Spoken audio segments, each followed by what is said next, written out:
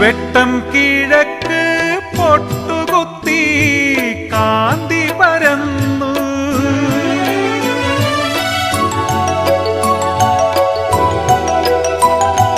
കാണാത്ത തീരങ്ങൾ തേടി നടന്നപ്പോൾ മൂകാനുരാഗം കഥ പറഞ്ഞു. വാനവും മേഘവും പോലെ, ഓളവും തീരവും പോലെ, ജന്മം ഈ ഒരു ജന്മം ഒന്നായി ചേരാൻ നീ വന്നു. കന്നിപ്പൂമാനം കണ്ണും നട്ടു ഞാൻ നോക്കിയിരിക്കേ, എന്റെ മനസ്സിൽ തൈ